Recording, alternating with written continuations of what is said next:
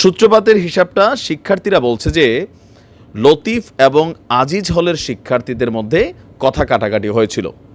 পরে তা সংঘর্ষের রূপ নেয়, এরপর তা বড় আকারে ধারণ করে।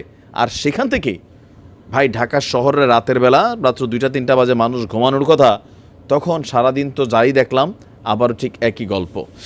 আমি যখন নিউজটি করছি তখনও পুলিশ আপনার লাঠিচার্জ করছে।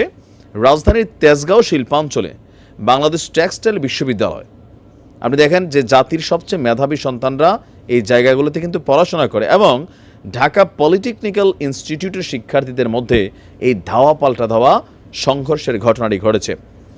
রাত 10টার পর থেকেই বুটেক্সের আজিজ হল এবং ঢাকা পলিটেকনিক্যাল ইনস্টিটিউটের লতিফ হলের শিক্ষার্থীদের মধ্যে এই ধাওয়া পাল্টা ধাওয়ার প্রথম সূত্রপাতটা হয়।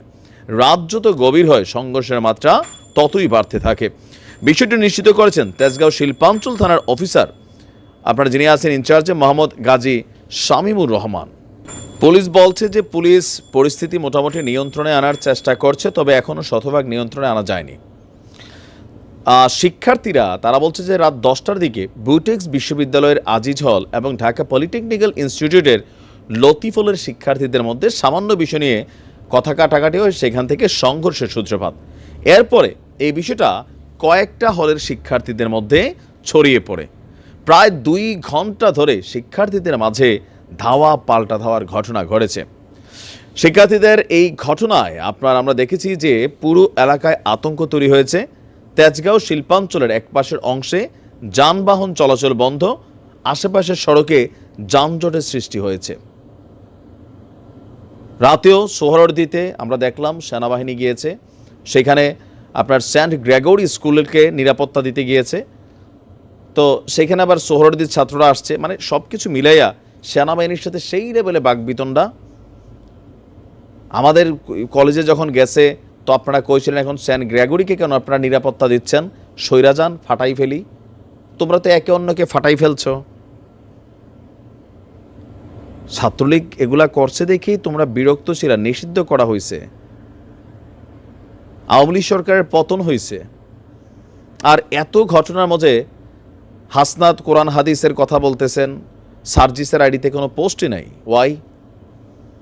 আপনারা তো এই ছাত্রগুলোর লিডার, সামহাও একটু দরকার ছিল না দায়িত্বশীলতার জায়গা থেকে বিষয়গুলোকে নিয়ে ডিল করা? হতাশ হয় না, আল্লাহর সাহায্য আসবে। এখন মানে কোন জায়গা থেকে হতাশ হইতো? সমন্বয়কদের আমি আবারও বলি, আপনারা যেই খেলাটা শুরু করছেন এটা কিন্তু কন্ট্রোল করা জরুরি। যে কোনো একটা জিনিস অর্জন করে ফেলা যায়। আপনি একটা কি বলা হয় যে ধরেন জঙ্গলের মধ্যে আগুন লাগছে, বা আপনি পুরো জঙ্গলে আগুন লাগাই দিলেন, সামহাও সেখান থেকে বাঘিনী ভাইগা গেল, বাঘ ভাইগা গেল, বা বিতাড়িত করলেন, বাঘের বাচ্চাটা রয়ে গেছে এখানে। এটার তো ভাই আপনি মানুষ করতে হবে। আমার কথাগুলো যারা বোঝার নিশ্চয়ই বুঝছেন। ছাত্ররা আউট অফ কন্ট্রোলে যাচ্ছে, আর এতে ছাত্ররা নিজেরাই ক্ষতিগ্রস্ত হচ্ছে। এক স্কুল আর স্কুলের পিঠে ভেঙে ফেলতেছে, এক কলেজ আর এক কলেজে যে নগ্ন হামলা চালাচ্ছে, এটা নিয়ে সেলিব্রেশন করতেছে। ভিডিওগুলো দেখছেন? কি গ্রুপ ডান্স দিচ্ছে, কি জঘন্য খেলায় তোমরা নিমজ্জিত হইছ।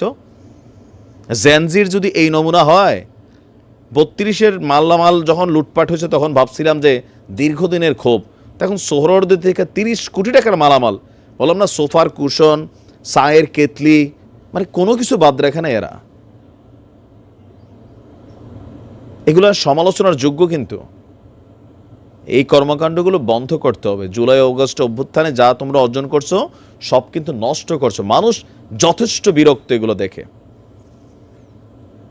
সরকারের পক্ষ থেকে আইন শৃঙ্খলা বাহিনীকে শক্তভাবে বিষয়টাকে ডিল করতে দেওয়া উচিত।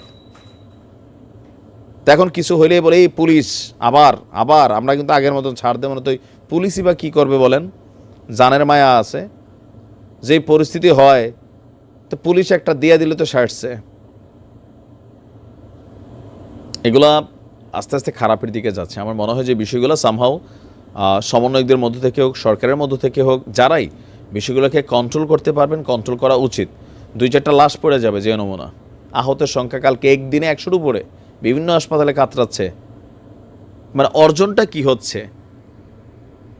শেখ হাসিনার বিদায় হয়েছে, সেটা অর্জন ছিল, বাট এখন কি অর্জন হচ্ছে? এক ভাই আরেক ভাইরে মারতেছে, এখানে অর্জনটা তোমরা প্রাপ্তিটা কি? ক্ষমতা একটা টার্গেট হয়ে গেছে, আমি সমন্বয়ক, আমি এটা, আমি সেইটা। তো ভাই এগুলো হলে তো 3 দিন পরে পাবলিক তোমাদেরকে খেপবে। আবার দেখছি আমরা আমজনতা, রিক্সাওয়ালা যারা আছেন তারাও রাজপথে, তাদের বিরুদ্ধে এক অদ্ভুত অদ্ভুত সিদ্ধান্ত নেওয়া হচ্ছে, পরিকল্পনাবিহীন রিক্সা বন্ধ, এই বন্ধ সেই বন্ধ, মানে টোটালি সমন্বয় লেস অনেক কিছু এখানে।